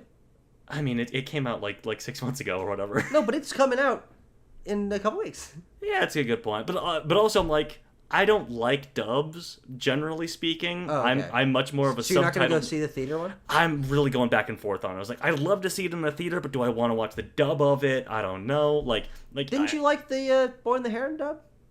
Yeah, but I like the subtitle version better. Well, I mean, of course, yeah. Yeah. But I just like seeing the film in its original language. Yeah, me too. I'm just curious. Because I want to see it. A theater experience sounds pretty cool. Yeah. And I'd be willing to sacrifice watching it with a dub to see it in a theater. Yeah, I think that's what it might come down to. It also comes out in like late August, and there's not really much else coming out. So yeah. Then I will propose that if we both go to see it, we can do a review on it. Okay. Because I think it's a big enough movie where I want to have a conversation. Yeah, let's do it. We can do that. All right. But the people love Stitch. She's a little fucking blue motherfucker. They're making a sequel already. We already talked about that. And it made $1 billion. Yeah, okay. Yeah. DC is fast-tracking development on a new Wonder Woman film written by Anna Noguera, Noguera, I think. Noguera. Mm-hmm. I don't know how to say She is writing. She is the writer of Supergirl and is currently also writing the Teen Titans movie. That's actually pretty interesting. One of those projects that I always forget to talk about when we have our DCU conversations, like what's coming out, is like there is presumably a script for a Teen Titans movie that is going to come out in a couple of years. We'll see. Yeah. It is interesting though to have a writer. I mean, presumably they're very happy with the quality of on a script. 3 movies in different sub-franchises from one writer. The MCU doesn't really do that. They don't actually even really do many of the same writers. Like, even they have like sort of creative overseers, like those Marcus and McFeely guys that are kind of like script doctors on a lot of the scripts. Yeah. But no, like not a lot of writer crossover. Certainly, I guess Waldron did Multiverse of Madness and is doing Doomsday, right? Sure. Yeah. Luca Guadagnino. Never a dull month with old Luca. Yeah. His Artificial, starring Andrew Garfield, Monica Barbaro, and Ike Barinholtz, has started filming. Congratulations to Luca. Doesn't he have a movie coming out in like how months? After The Hunt comes out in October. This fucking guy. This fucking But guy. this is we say with never a dull month, so I just wanted to note that like this one is filming. This is going to be his next film after The Hunt. So this film Artificial will be coming out next year. It is a sort of modern, like a contemporaneous biopic about the OpenAI guy, Sam Friedman or whatever. Though, this will be his next one, and we'll feel a while. Yeah, but he's still like announcing new projects like every month. That's exactly. Exactly. Michael has been officially delayed to April 24th, 2026. Tanner. Yeah? The egg is boiling on your face. It is cooking. It is seeping into your pores. It's chemically bonded to you. The egg is on your face permanently, buddy. Well, Michael pick. I'm a broken record when I say at the beginning of the year, who could have predicted that the film was going to be this much of a mess and like wouldn't be ready for that October release date? You did. You weren't fucking saying that. Don't you bite your lip and look up. No, I wasn't. But I was saying it was gonna be a mess and not make that much money. You didn't say it was gonna be a mess. You just said it wouldn't make that much money. In movie parlance, that's a mess. Is Megan 2.0 a mess? It came out on time. I consider that movie a mess. Well, yes, but you were not saying that. You didn't. Those words were not uttered, Tucker. Don't you? Anyway, right. Tucker, when I put this movie on my top 10 for 2026, then you'll be sorry, buddy. You'll be laughing. Okay. Hey, Tucker, don't you love when big companies buy each other? I sure do. Yeah, this is fine, in my opinion. I think in terms of Skydance being a presence in the media space, but not a particularly dominant one, I would rather have this kind of like decently sized merger happen rather than I think an acquisition by a non-media company is usually more worrisome. I'm like, we're not going to feel anything different from Paramount, and they'll probably strengthen each other. Alternatively, it's also a better alternative than like Warner Brothers or Disney or whatever buying Paramount. And that's why I said like medium-sized merger. Yeah, exactly. or like Disney buying Fox. What it really just means is that multi-billionaire Larry Ellison bought Paramount. Right. He is the money behind Skydance. Yeah, so I mean I haven't looked too far into this. Do we know is Skydance still going to exist? If they're being merged, is it going to just be Skydance Paramount or Paramount Skydance or something like that? I don't know, actually. I don't know. Or is it going to be like Paramount a Skydance company? Maybe. Like Columbia, a Sony Pictures Corporation or whatever? Because like Amazon, with their film department now is just Amazon MGM. Yeah, Warner Brothers Discovery. Yeah, well, that's no longer, Yeah, but... Yeah, I don't think this is going to impact very much. But also like the Paramount name brand is also worth a lot in the movie space, of course. Much more than Skydance. Yeah, exactly. Tanner? Yeah? Lord is my witness. Hey. Coyote vs. ACME has a release date of 13 months from now. Yeah. What the fuck? This movie's done. It takes... You gotta make... Put it out in fucking March! What are you doing? This is coming from Ketchup, of course. Ketchup Entertainment, who doesn't really have a big seat at the table with your big theater distributors. So they probably went to them and were like, "Hey, when can we put this movie out?" And Mr. AMC and Mr. Regal were like, "You are condemned to late August, you paltry peasants." And then Greg Marcus farted in their face. Exactly. So yeah, that seems to me as to why this is the IMAX. date, is that like it is a wide open sort of wasteland for the theatrical landscape, and they were like, yeah, sure, here's a window for you. Fuck it. 13 months out is pretty far to Yeah. confirm a date, but Yeah. we'll see. Ketchup doesn't but have we'll a lot get of to see it. yeah. That's Ketchup, the ultimate important part. Ketchup doesn't have a lot of resources, so I'll be interested to see like what the advertising looks like leading up to this, since this is definitely their highest profile film, even if the discourse around it was only online. But yeah, Has John Cena in it? has John Cena in it. That's right. I guess Hypnotic had Ben Affleck. Yeah. Yeah. Whatever. Jeremy Allen White, Mikey Madison, and Jeremy Strong are all top choices for Tanner, a sequel to the Fox Network. Yeah. Has been announced, coming from Aaron Sorkin. That's the right. man, the myth, the legend. That's right. Greatest Written director by of our time. and directed by Aaron Sorkin. Hey, Tanner, Yeah. I like all the movies he's directed. You like Being the Ricardos? It's fine. Tanner, that's a fine movie. That's a fine movie. Yeah, That's a it's mostly just like a really underwhelming sort of Yes. thing for me. I agree, but it's a fine movie. Molly's Yeah. Game. Molly's Pretty Game is good. I like Molly's And Game. I actually really like the Trial of fucking Chicago 7. Chicago 7. So. Yeah, I thought that was okay. But like, you know, I'm just looking at this and being like, Social Network 2, David It's gonna Fincher. lack a little sauce. I'm not gonna saying it's not gonna lack a little sauce. Aaron Sorkin does not have a lot of sauce as a director. I love his scripts, you know, for as cliched as they might be. But this is happening, and this is these are the people that they want to be in the movie. Jeremy Strong will, of course, be apparently replacing Jesse Eisenberg as Mark Zuckerberg. Yeah. Very interesting. Yeah. Yeah. Okay. Hey, Tucker, don't you want a legacy sequel to a movie that you're like, does that need a legacy sequel? Like My Best Friend's Wedding, starring Julia Roberts? Tanner, welcome to the last 10 years. Oh, hey, how about that?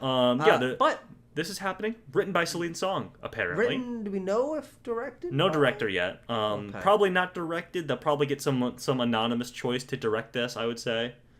Yeah, interesting. Yeah. Or she could do it. She could. Yeah. Does she have a confirmed next project? I don't know. Let me look. As you look up, Tanner, what the fuck? Greenland is getting a sequel. Yeah. I don't know. I didn't know anyone saw it, to be honest. Was that a streaming one, or did that was in theaters? I think that was kind of a last boat sort of thing before COVID hit, wasn't it? Was that like 2020? It made $52 million.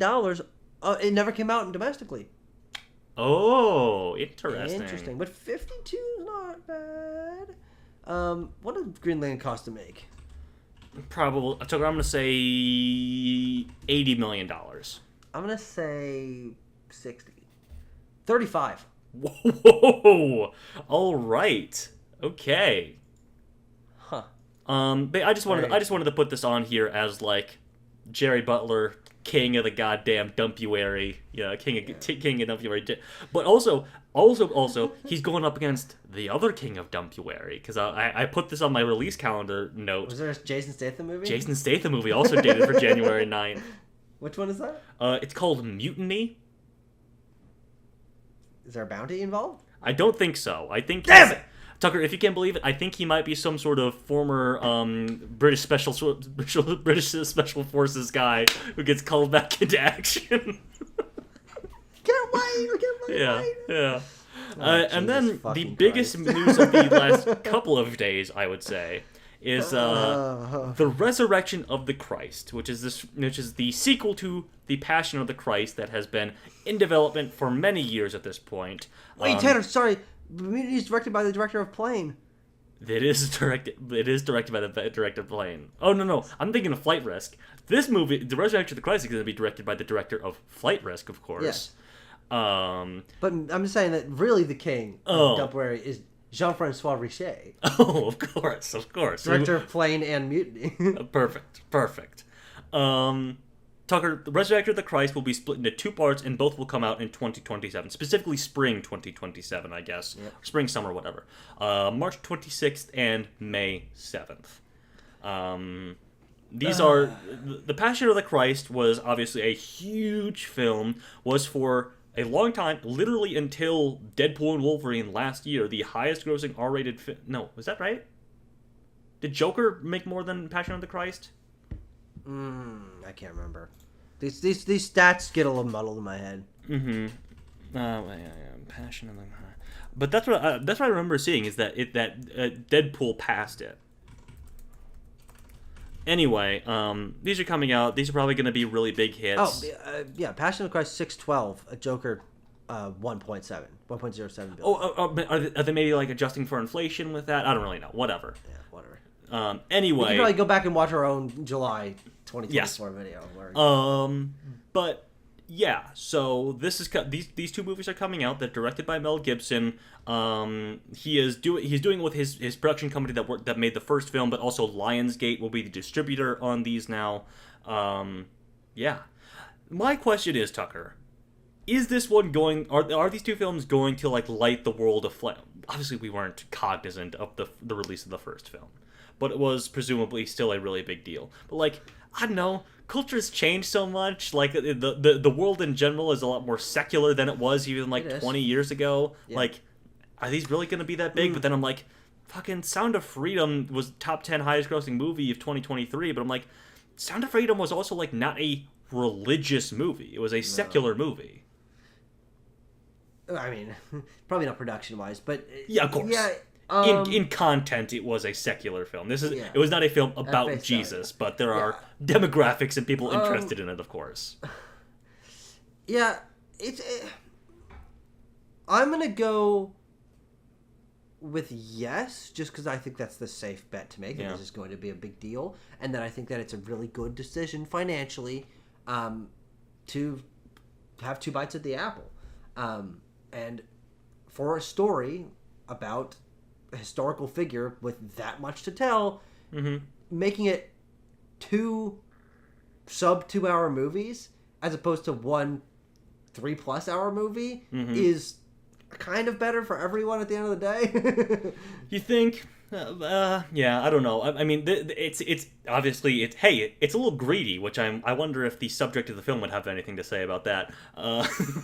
To sort of like try and divide and milk as much money out of this as you can. I'm like, will it hurt it? Like all those Chosen things that come out in theaters every so often, they're also obsessed with like, here's one, and then 2 weeks later, here's another one, and here's another one or whatever. I'm like, I think that a month and a half, that's a really odd gap, but it's not on top of each other. Like the first part's theatrical run will be done by the time that the second one comes out, and so yeah, I don't know. I'm just interested to see this happen. It's funny to think about the fact that we were in last year talking about interesting, contained in one year, multiple movie releases from one series or director, with the Horizon films, and also the Strangers films. Yes. And neither of those end up happening, which is interesting. I do think that this is going to happen. They're much more set in stone, and presumably they're just like going to just slightly re-edit it. I don't know. But yeah, I don't know. I'm gonna put my money on that this will be a big deal and that both will be successful. But who knows? Okay. August? The August 2025 releases. Let's see here. So we have already obviously seen the release of The Bad Guys 2 and The Naked Gun. This coming weekend we'll see the release of Freakier Friday and Weapons.